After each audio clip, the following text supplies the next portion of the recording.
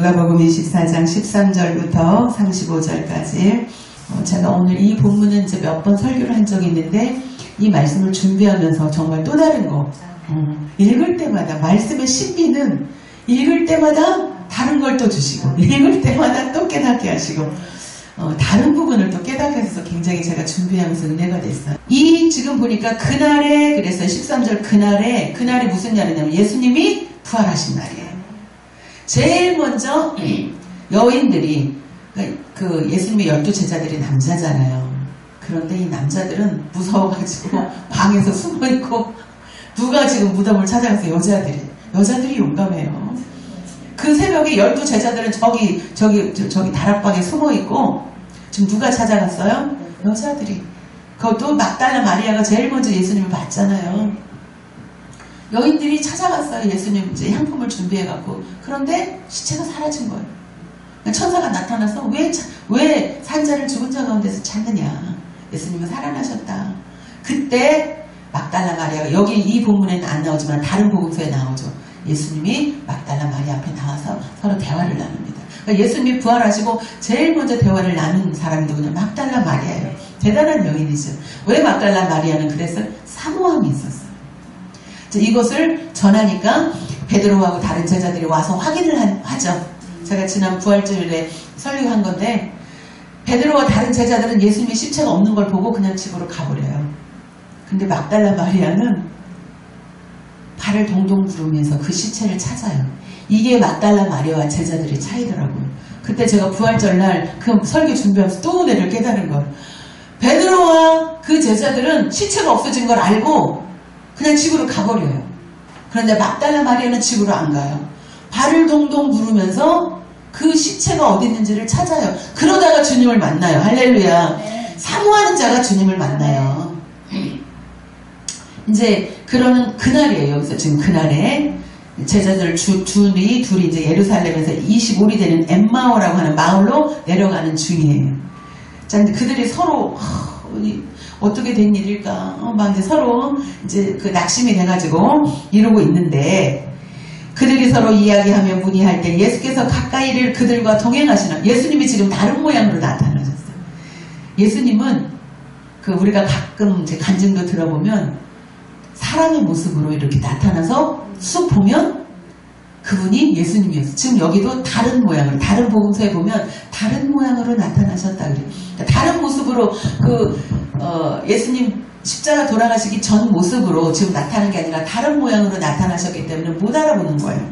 그리고 이들이 지금 영적으로도 둔감해졌기 때문에 못 알아봐요. 그러니까 지금 그들과 뭐 하나? 동행하나. 자, 그럼 우리를 보겠습니다. 예수님이 우리 삶 가운데 동행하지만 우리가 영적으로 둔해져 있으면 예수님을 못 알아본다는 거예요. 예수님의 음성을 못 듣는다는 거예요. 이들도 마찬가지. 지금 예수님이 같이 동행하는데 예수님인지 몰라요. 자, 왜 그런 16절을 봅니다. 16절 시작. 그들의 눈이 가리어져서 그인 줄 알아보지 못하거늘. 이 육적인 눈이 가리워졌다는 얘기가 아니잖아요. 소경이란 얘기가 아니에요. 뭐예요? 영적인 눈이 가리워진 거예요. 영안이 열리는 저와 여러분 되기 원합니다. 영적으로 깨어있는 저와 여러분 되기 원합니다. 자, 그렇게 이제 같이 동행하지만 이들이 눈이 가리워져서 그런 알아보지 못하니까 예수님의 처방이 나와요. 17절부터 19절에 보니까 예수께서 이르시되 너희가 길 가면서 서로 주고받고 하는 이야기가 무엇이냐? 그러니까 그들이 막 슬퍼가지고 그 되어진 일들을 쭉 이제 글로바라고 하는 제자가 너는 예루살렘에 당신은 예루살렘에 체류하면서 요즘 된 일을 알지 못합니까? 예수라는 그런 어떤 분 선지자가 있었는데 그가 십자가에 못 박혀가지고 지금 있었는데 지금 제자들이 가서 보니까 시체는 사라지고 지금 이 놀라운 일을 지금 모릅니까? 자, 그런데 이들이 19절에 봅니다. 이들이 지금 예수님을 어떻게 알고 있는지를 보겠습니다. 19절 시작. 이르시되 무슨 일이냐? 이르되 나사렛 예수의 이르니 그는 하나님과 모든 백성 앞에서 말과 일에 능하신 선지자이거늘. 자, 이들이 영적인 눈이 가리워진 이유가 여기 나와요. 예수를 지금 누구로 알고 있어요? 선지자로 알고 있어요. 물론 선지자이시기도 하세요. 그런데 세례 요한이나 기존의 구약에 나왔던 그런 예레미야나 이사야는 이런 선지자가 아니잖아요. 선지자이기도 하지만 선지자는 아니에요. 메시아예요. 할렐루야. 그리스도예요. 근데 이들은 예수님의 제자였는데도 지금 예수님을 누구로 알고 있어요? 선지자로 알고 있어요. 좀 능력 있는 선지자. 그러니까 예수님을 지금 잘못 알고 있는 거예요. 저와 여러분은 예수님이 누구신지를 바로 알아야 됩니다. 예수님은 살아계신 하나님의 아들이시요, 전지전능하신 분이시요, 못하실 일이 없으신 분이시요, 죽은 자를 살리신 예수님이시요. 예수님께서 불가능이 있으셨어요? 예수님은 세금이 필요하면 베드로한테 얘기해요. 네가 그 바다에 가갖고 낚시를 하면 물고기가, 저는 그게 참 신기해. 너는 낚시를 해갖고 그 물고기를 시장에다 팔아가지고 그 돈으로 세금을 내라 이래야 되는데 물고기가 돈을 물고 올 거야. 그렇잖아요. 상식적으로 생각하면 베드로가 어부잖아요. 그러니까 너 세금을 내기 위해서 배 타고 가갖고 물고기를 좀 잡아다가 팔아가지고 세금 내라. 아니면 낚시를 해갖고 그 물고기를 팔아서 세금을 내라 이래야 되잖아요. 근데 예수님 뭐라고 얘기해서요? 야, 바다에 가서 낚시를 하면 그 물고기가 돈을 물고 올 거야. 입을 열어봐. 그 돈으로 세금을 내라. 이게 예수님의 방법이세요. 그리고 나귀가 필요할 때 어떻게 해요? 뭐 저기 어디 가면 나귀 새끼가 있어. 그냥 끌고 와. 주인이 돈도 안 내고 끌고 오니까 주인이 물어보면 주님이 쓰시겠다고 이야기해. 주님이 쓰시겠다고 얘기하니까 그 주인이 아무 말 안 하고 보내줘요. 이게 예수님의 방법이에요. 할렐루야.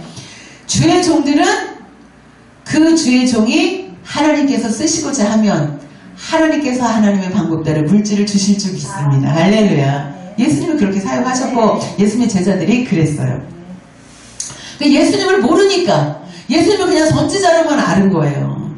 그러니까 지금 예수님이 지금 또 이 21절을 보세요. 이들이 얼마나 예수님에 대해서 몰랐는지. 자, 21절 시작. 우리는 이 사람이 이스라엘을 속량할 자라고 바랐노라. 이들이 바라는 예수님. 이 당시에 이스라엘이 로마의 속국이었잖아요. 우리가 일제시대에 일제의 속국이었잖아요. 그래서 얼마나 많은 괴로움과 고통을 당했어요. 우리나라 말도 못 쓰고 일본말 써야 되고, 우리 지금 장례 같은 경우에도 그 삼배옷 같은 거, 그거 일제시대에 그들이 만들어 놓은 문화예요. 이거 전통 아니에요.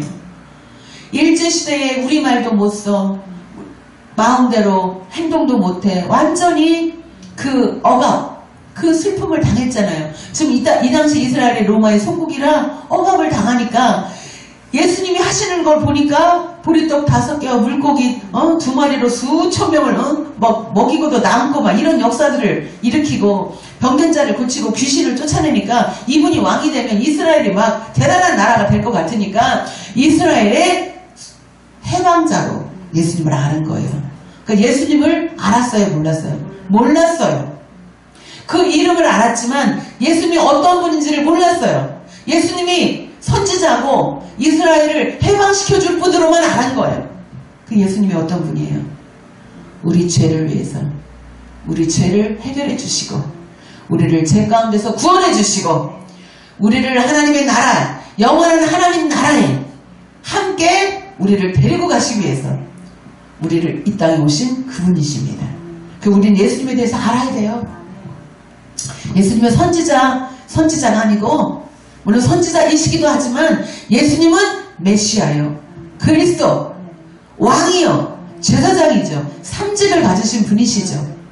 우리를 죄 가운데서 건져서 구원하셔서 영원한 하나님의 나라로 하나님의 자녀가 되도록 그렇게 만들기 위해서 오신 분이십니다. 그런데 지금 이들은 예수님을 몰랐어요.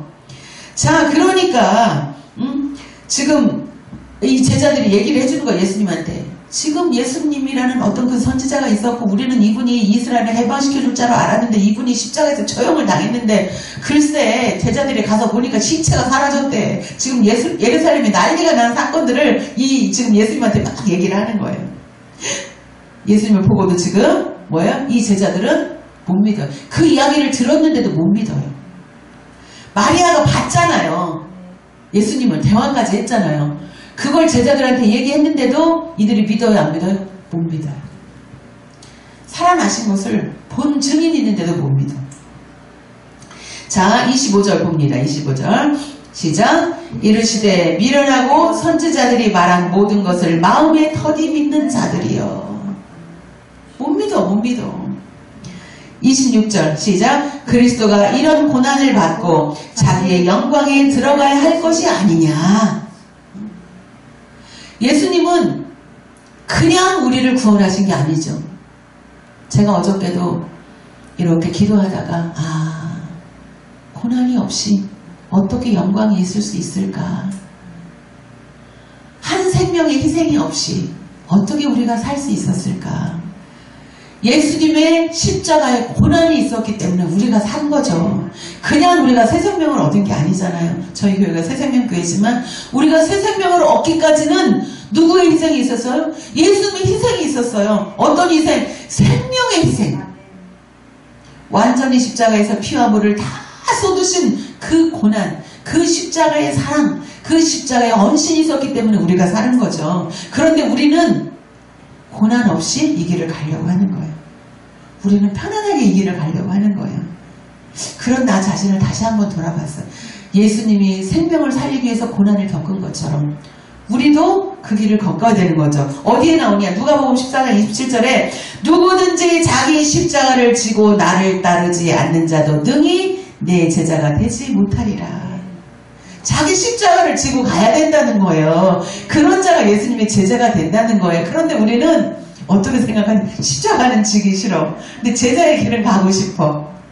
엊그저께 어떤 집회 가니까 그 목사님 그러시더라고요. 꽃길만 걷고 싶어. 고난의 길은 피하고 십자가의 길은 피하고 고난의 길은 피하고 힘든 거는 피하고 좋은 길, 편안한 길, 꽃길만 가고 싶은 거예요. 근데 제자의 길은 그 길이 아니라고 얘기하세요. 뭐라 그래요? 마태복음 10장 38절에 또 자기 십자가를 지고 나를 따르지 않는 자도 내게 합당하지 아니하니라. 자기 십자가를 지고 따라오지 않는 자는 주님께 합당하지 않대요. 그런데 우리는 어떻게 해요? 맨날 십자가는 피하게 해주세요.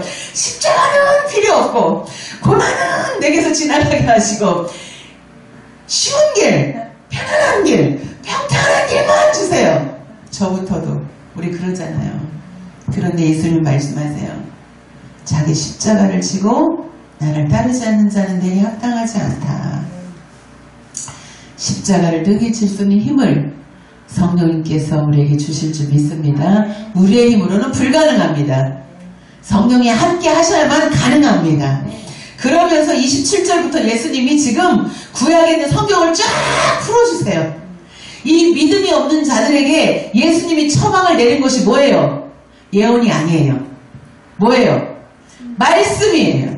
구약의 말씀을 쫙 풀어주세요. 이 믿음이 없는 자들에게. 27절에 보니까 이에 모세와 모든 선지자의 글로 시작하여 모든 성경에 쓴 바 자기에 관한 것을 자세히 설명하시니라. 할렐루야. 예수님에 관한 것을 지금 구약의 성경에 쭉 풀어주시는 거예요. 이게 예수님의 방법이었어. 믿음 없는 제자들에게.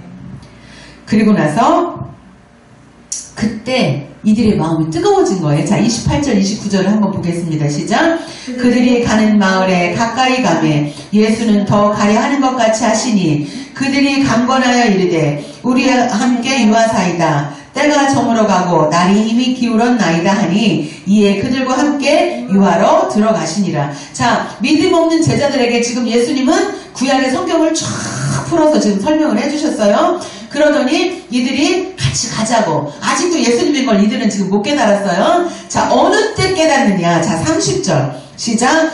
그들과 함께 음식 잡수실 때에 떡을 가지사 축사하시고 떼어 그들에게 주시니. 자, 말씀을 풀어줄 때 이들의 마음은 뜨거워졌는데 아직 눈은 열리지 않았어. 그런데 어느 때 눈이 열리냐면 떡을 가지사 축사하시고 떼어주시니. 자, 31절 시작. 그들의 눈이 밝아져 그인 줄 알아보더니. 할렐루야. 어느 때 영의 눈이 떠져요? 예수님이 떡을 가지고 축사하시고 떼어서 그들에게 줄 때. 할렐루야. 어떤 사건이 생각나요? 오병이어 기적. 많은 사람들을 먹일 때 어떻게 예수님이 어린아이의 작은 도시락을 가지고 뭐하고 하늘을 우러러 축사하시고 떡을 떼어줍니다. 그리고 나서 기적이 일어납니다. 할렐루야. 오늘도 이 믿음 없는 제자들이 눈이 가리워져서 예수님인 걸 못 알아보는데 어느 때 지금 눈이 떠지냐면 떡을 떼어서 축사하고 그들에게 줄 때. 왜 이 떡이 자꾸 나오느냐. 예수님이 말씀하시거든요. 내가 생명의 떡이다. 지금 예수님이 떡이기 때문에 그래요. 생명의 떡. 그래서 떡을 뗄 때 영안이 열려버려요. 떡을 떼서 축사해서 그들이 딱 하는 순간 탁 열려갖고 그분이 예수님인 거를 딱 알게 된 거예요. 눈이 밝아져 버린 거예요. 할렐루야. 성찬식이 그래서 중요합니다. 나를 기념하라 그랬거든요. 너희들이 성찬식을 통해서 나를 기념하라. 그 예수님의 그 살과 피를 예수님이 나를 위해서 그 살을 주셨어. 예수님이 나를 위해서 피를 흘려주셨어. 예수님이 나의 죄를 위해서 십자가에서 죽으셨어. 이것을 계속해서 우리가 되새김질할 때, 계속해서 우리가 그 예수님의 그 십자가의 사랑을 우리가 체험할 때, 느낄 때, 그때 우리가 영적으로 깨어난다는 거예요. 할렐루야. 영의 눈이 밝아진다는 거예요. 오늘 이 말씀이에요. 이 예수님의 제자들이, 믿음 없는 예수님의 제자들이 예수님으로부터 말씀을 듣고, 그리고 예수님 주신 떡을 먹을 때 눈이 밝아졌다는 거예요. 할렐루야. 시편 119편 105편에 주의 말씀은 내 발의 등이요 내 길의 빛이니이다. 그래서 주님의 말씀이 선포될 때 우리 영이 밝아지는 거예요. 할렐루야. 33절에 이제 곧 그때로 일어나 예루살렘에 돌아가 보니 11제자와 그들과 함께한 자들이 모여 있어 말하기를 주께서 살아나시고 시몬에게 보이셨다 하는지라. 이렇게 얘기하죠. 자, 35절 읽습니다. 시작. 두 사람도 길에서 된 일과 예수께서 떡을 떼심으로 자기들에게 알려주신 것을 말하더라. 할렐루야. 이 두 제자가 간증을 하는 거예요.